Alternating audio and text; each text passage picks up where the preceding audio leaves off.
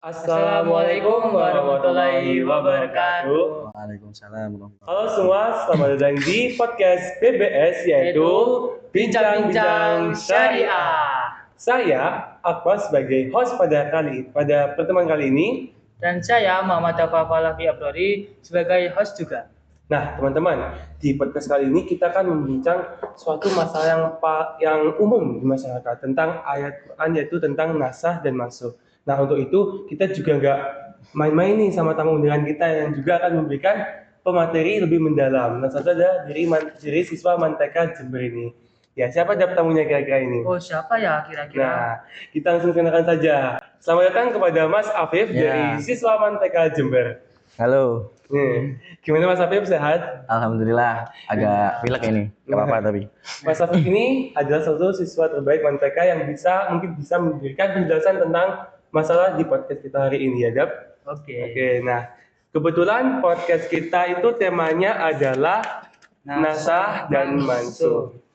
Yang kali ini juga ada kaitannya dengan ilmu tafsir, nah teman-teman.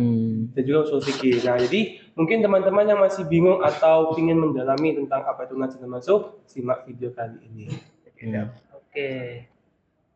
Oke, jadi Mas Afif kan masalah dari nasah maksud dan korelasinya dengan Al-Quran merupakan hal yang masih hangat untuk dibicarakan sampai saat ini. Ya. Terus pendapat dari seperti ahli usul fiqh atau ulumul Quran atau tafsir masih diselimuti oleh kontroversi. Jadi kontroversi tentang yang ada di nasah maksud ini tidak ada teori nasah maksud itu. Nah, akhirnya masalah nasah maksud ini mencuat ke permukaan dan menjadi isu yang tak kunjung selesai. Nah, oleh karena itu saya bertanya dari Mas Hafid, apa sih pengertian dari nasah maksud secara etimologi atau terminologi? Ya. Jadi memang nasah dan mansuh ini adalah al-ilmu alladzi yata'allaqu bijamil ilm. Jadi seluruh ilmu-ilmu dasar pokok itu pasti ada kaitannya dengan nasah dan mansuh. Seperti di ilmu tafsir. Ini kan ilmu alat kan, ilmu awal untuk bagaimana cara kita mentafsir Al-Quran. Jadi di ilmu tafsir juga dibahas adanya nasah dan mansuh.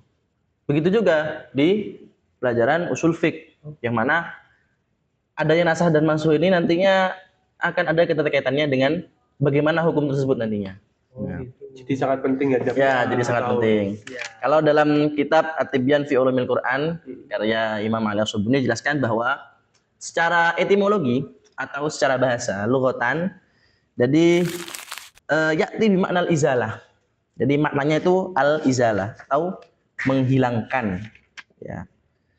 Tetapi ada dalam kitab lain dijelaskan bahwa secara bahasa nasakh ini, an-naskhu ini memiliki 4. Jadi ada kalanya izalah, menghilangkan. Ada kalanya an-naqlu, memindahkan. Ada at-tabdil, yakni mengganti, dan ada at-tahwil, sama mengganti juga. Ya. Jadi secara bahasa itu bisa kita ambil kesimpulan bahwa artinya nasah itu adalah mengganti. Sedangkan secara term atau terminologi atau istilahan bahwa nasakh itu adalah intihaul hukmi wa tabdiluhu bi hukmin akhar lima sholihin nas. Jadi adalah izalatul hukmi, menghilangkan suatu hukum. Tetapi wa tabdiluhu bi hukmin akhar, tetapi ada hukum yang datang untuk mengganti hukum tersebut. Jadi nasah itu maksudnya itu ya. Tidak semerta-merta dihapus, tetapi juga ada hukum baru yang datang untuk menjelaskan hal tersebut. Tujuannya apa? Di sini jelaskan tujuannya lima sholihin nas. Itu semua untuk kemaslahatan umat manusia. Tuh. Jadi secara terminologi, secara termnya, istilahnya adalah mengganti hukum, lalu menghilangkan hukum, lalu menggantinya dengan hukum yang lain. Ya. Sangat penting dicatat. Ya, bisa dicatat. sampai akhir hayat ya. Ya, ini penting ya, karena kembali lagi nasah dan mansuh itu adalah ilmu dasar, ilmu alat. Jadi bagaimana cara kita untuk memahami tentang tafsir, memahami tentang pergantian hukum. Kayak misalnya, kenapa kok hukum ini bisa berubah? Itu kan pasti ada dasarnya. Tentu Nah, pasti. makanya kita harus mengetahui ada dasarnya namanya nasah dan mansuh. Oke. Kalau gitu berikan contoh dari nasah mansukh itu. Ya, contoh dari nasah dan mansuh ya. Jadi nasah itu adalah sesuatu yang menghilangkan. Contohnya di dalam penghukuman khomer. Ya. Jadi awal suratnya kan Bismillahirrahmanirrahim, yas'alunaka 'anil khamri wal maisir qul fihima ismun kabirun wa manafi'u linnas wa ismuhuma akbaru min naf'ihima. Itu awalnya. Jadi tidak semerta-merta ayat ini menunjukkan bahwa haram, tidak semerta-merta. Cuman hanya jelaskan bahwa khomer itu manfaatnya itu lebih sedikit atau sedikit manfaatnya daripada dosanya itu. Jadi tidak ada semerta-merta itu langsung haram, tidak semerta. Nah, lalu datang lagi ayatnya. Ya ayyuhalladzina amanu la taqrabus shalah wa antum sukara. Itu. Karena ayat ini asbab nuzulnya itu turun ketika ada sahabat yang ketika beliau mengimami sholat pada surat Al-Kafirun itu la ta'budun terus itu kembali. Ya. Itu karena beliau sholat dalam keadaan sukara, dalam keadaan mabuk. Lalu datang lagi ketiga, innamal khamru wal maisir wal ansab wal azlam rijsun min amalis syaiton fajtanibuhu. Jadi ayat yang ketiga ini itu menasah hukum-hukum sebelumnya. Jadi kalau bisa kita simpulkan, nasahnya itu adalah haruma syurbil atau haruma syurbul khomer, diharamkannya meminum khomer. Yang dimansuh apa? Yang dimansuh kebolehan dalam meminum khomer. Itu yang dimansuh. Ya. Berarti memang nasah mansuh ini betul-betul untuk kemaslahatan manusia. Iya, benar, untuk kemaslahatan manusia. Karena dari homernya itu ternyata memang kan bahaya. Iya, karena kita jelaskan manfaatnya sedikit. Dan tetapi ini bukti Islam bahwa Islam itu tidak semerta-merta langsung memberikan atau langsung menjustifikasi hukum tersebut itu tidak boleh obat haram, tidak langsung, pelan-pelan supaya masyarakat kaum Arabi dahulu, Quraisy itu dahulu itu kaum kafir Quraisy itu supaya mereka itu nyaman. Pertama, tidak langsung fajtanibuhu, tidak langsung ada perintah tersebut, pelan-pelan awalnya. Ini loh homer itu manfaatnya lebih sedikit daripada dosanya. Sudah. Di situ dikasih tahu ya, terus ada sahabat sholat turun lagi.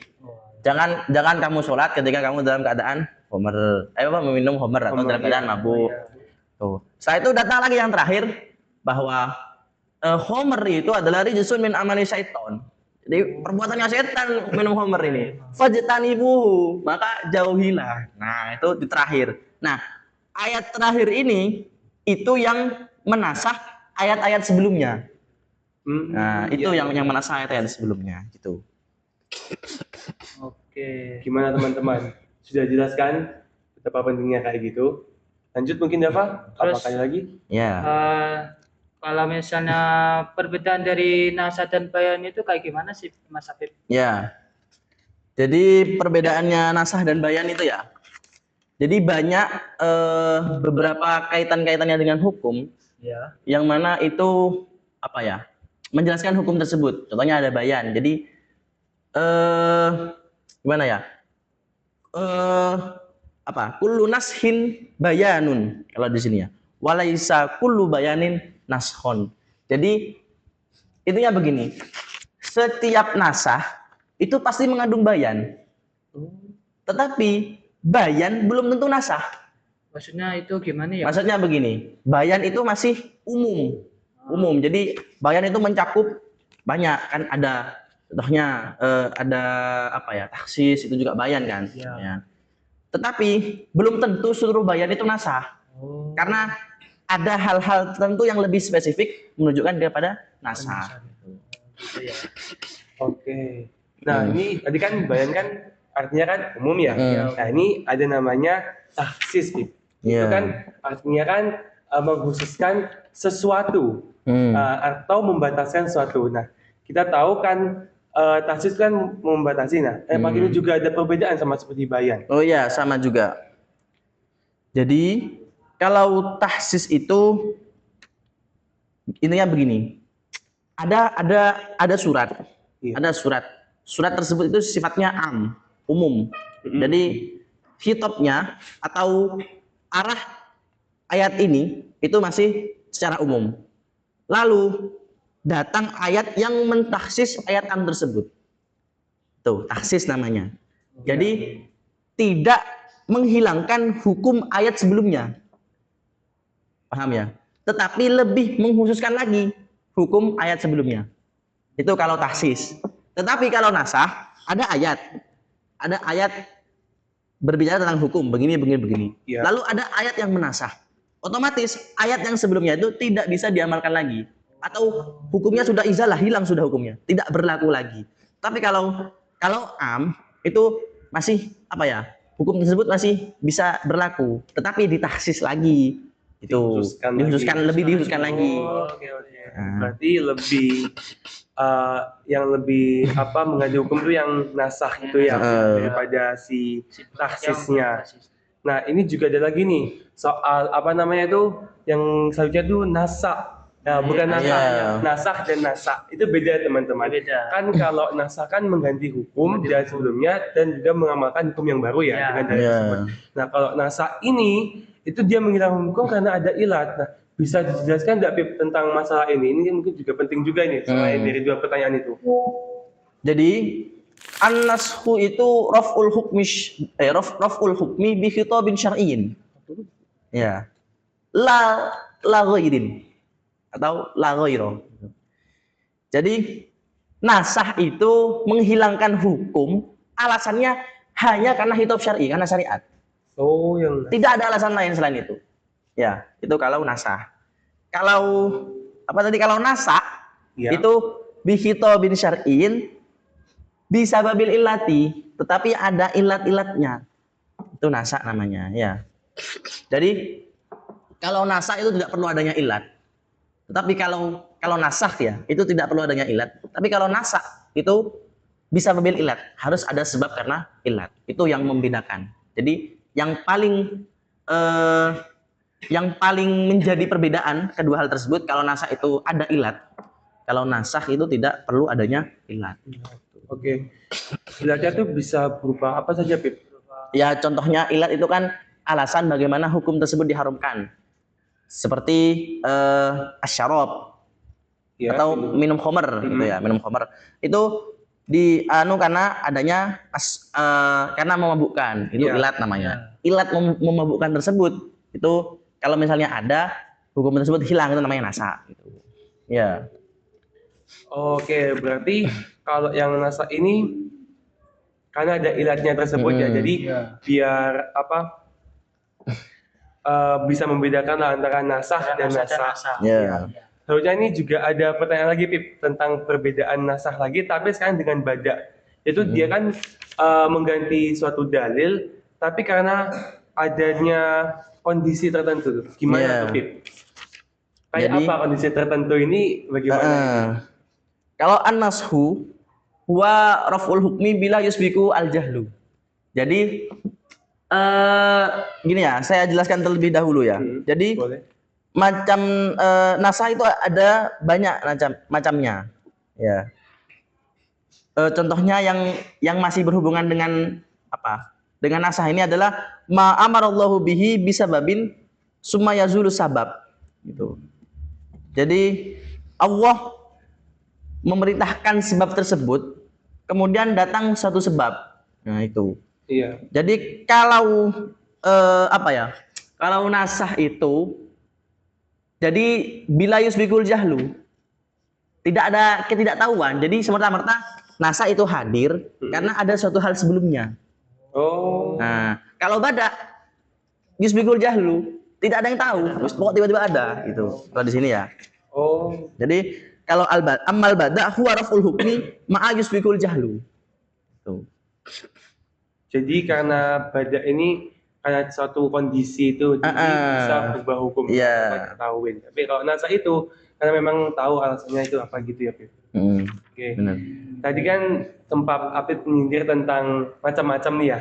Apip bisa nggak sih nyebutkan macam-macam nasa itu berapa? Karena Ya. kita iya ingin tahu nih lebih tahu tentang nasa dan maksud ini untuk mendalami ilmu tafsir, sama apalagi kita usul fikih ya gitu.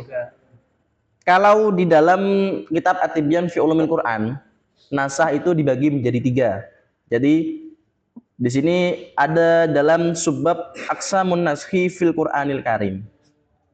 Yanqasimu an-naskhu ila salasati aqsamin. Jadi nasah itu dibagi menjadi 3 bagian. Al-awwalu nashut tilawati wal hukmi ma'an. Jadi bacaannya Quran dan hukumnya Quran itu sama-sama dinasah. Itu ya. Intinya apa? Contohnya seperti ini. Ada suatu ayat.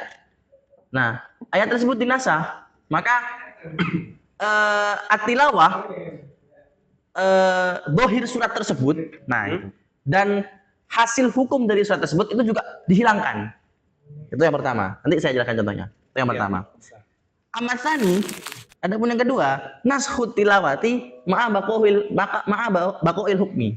Jadi yang dihapus hanya lafaz dohirnya Quran saja, tetapi sumber hukum dari ayat tersebut itu masih ada. Itu yang kedua.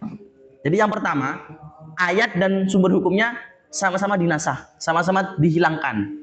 Kalau yang kedua, hanya dohir ayatnya saja yang tidak ada. Jadi ayat tersebut itu tidak ada dalam Al-Quran, tetapi hukum dari ayat tersebut itu masih menjadi syariat. Gitu. Jadi masih ada hukum tersebut, gitu ya. Dan yang ketiga, yakni nasul hukmi ma'a baqo'i tilawati. Jadi hukumnya dihapus, tetapi tilawahnya tetap ada, bacaannya tetap ada. Kalau dalam kitab At-Tibyan fi Ulumil Quran ini dijelaskan bahwa nas'ut tilawati wal hukmi itu contohnya itu asyru rodha'atin maklumatin yuharrimna. Ya. Jadi dalam hal rodho itu persusuannya. Jadi seseorang itu kalau dahulu seseorang itu awalnya jika disusui selama 10 kali susuan, maka orang tersebut otomatis menjadi saudara kandung atau menjadi sepersusuan.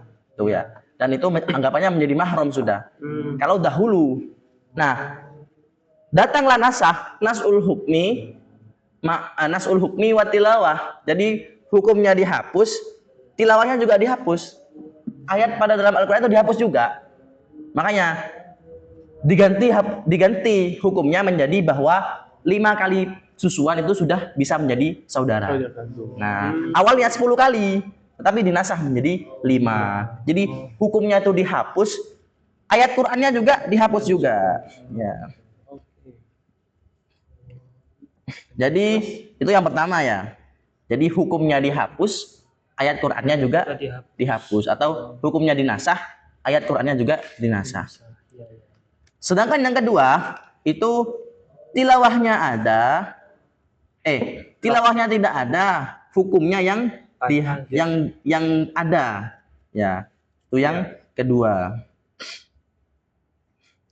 Terus yang ketiga itu adalah hukumnya dihapus, tetapi gimana? Yang kedua tadi lafaz dohirnya saja yang dihapus. Yang kedua lafaz dohirnya saja yang dihapus ya. Lafaz dohirnya saja yang dihapus. Itu contoh manfaat apa? Yang pertama tadi ya. Yang pertama kan tilawahnya dihapus. Iya. Dan hukumnya juga dihapus. Iya. Kalau yang kedua gimana? Yang kedua ini tadi Apip bilang lafaz dohirnya saja yang dihapus. Lafaz dohirnya saja yang dihapus, tapi hukumnya enggak ada. Hukumnya enggak dihapus. Ya, itu ya. Terus yang ketiga tadi hukum yang dihapus tapi tetap tilawahnya tetap Hukumnya yang dihapus tetapi tilawahnya Tilawahnya tetap ada. Ya. Nah, yang ketiga tadi itu ya.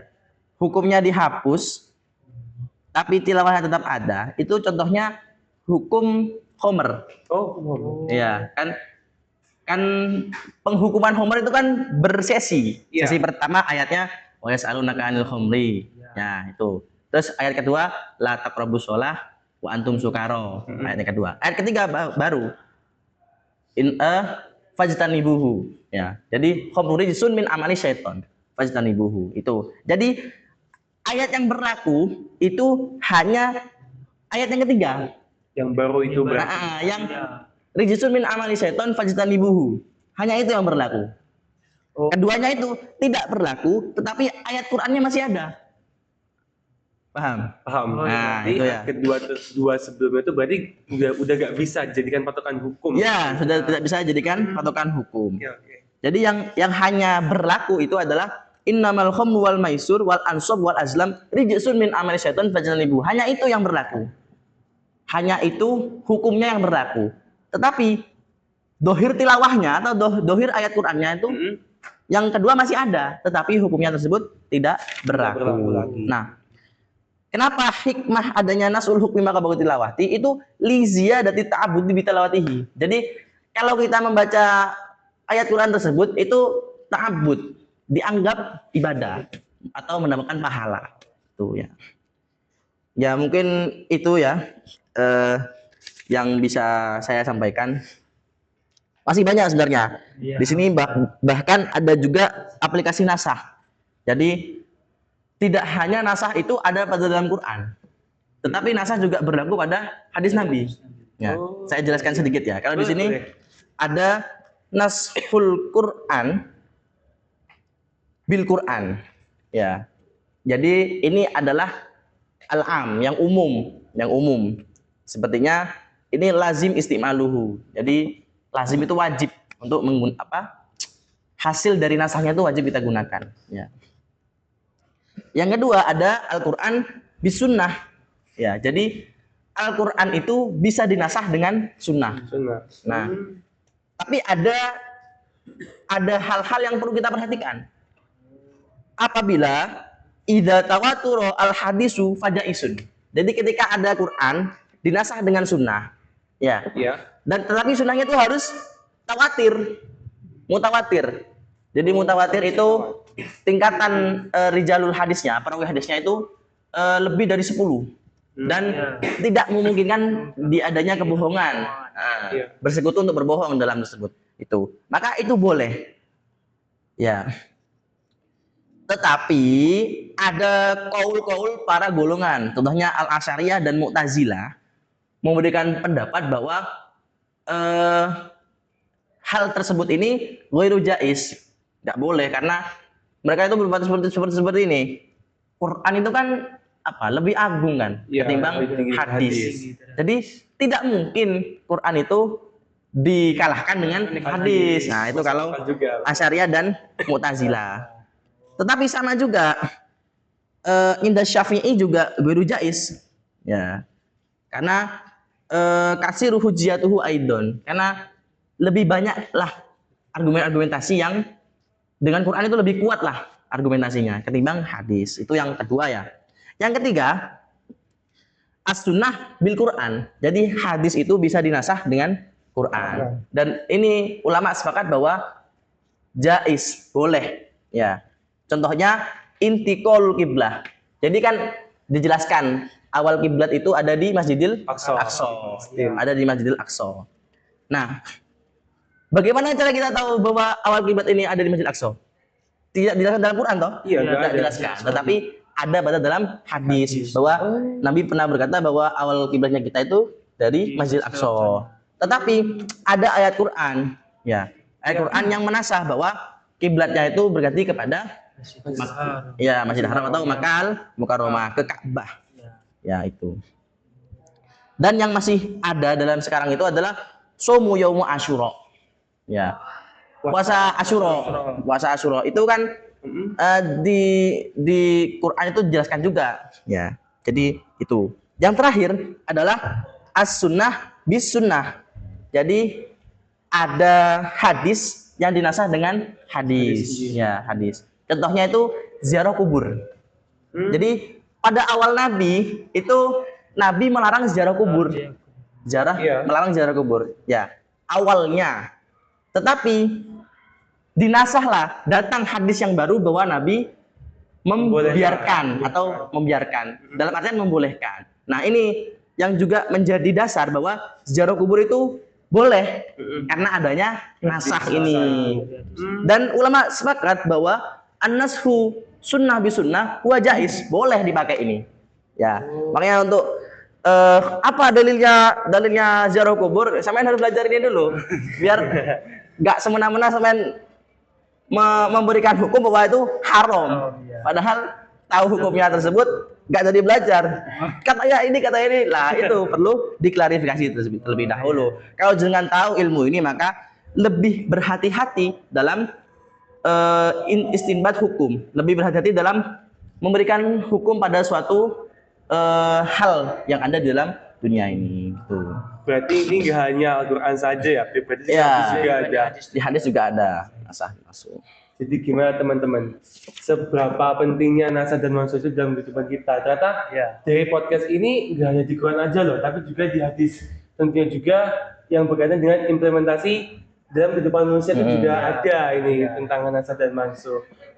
Mungkin teman-teman, itu dia penjelasan dari Mas Afif, siswa MTK Jember tentang nasah dan mansuh yang insya Allah bisa memberikan kita pemahaman lebih lanjut tentang ilmu tafsir dan juga usul fikih pada malam hari ini. Mungkin itu saja podcast kali ini. Semoga kita semua bisa mendapatkan manfaat pembelajaran yang singkat ini, dan juga dengan kehadiran siswa ini, MTK ini bisa membawa pencerahan bagi kita untuk belajar agama lebih dalam lagi. Oke. Saya Akmal Rifki sebagai presenter pada podcast kali ini, dan saya juga namanya Muhammad Fafalebi Abrori. Saya Akmal dan juga teman saya Dava pamit undur diri. Sekian podcast pada kali ini dan terima kasih telah menonton. Wassalamualaikum warahmatullahi wabarakatuh. Waalaikumsalam warahmatullahi wabarakatuh.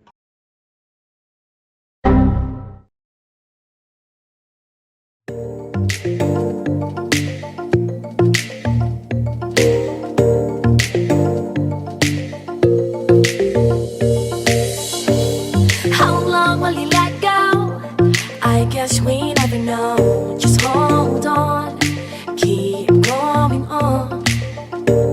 Why wait if you can't go? I think we both know, just hold on, you keep going on. You and I, we've been through this phase, so be still and take your time. Nothing can stop us, nothing can save you and I. We got each other, we conquer. Stop us, no one can stop us.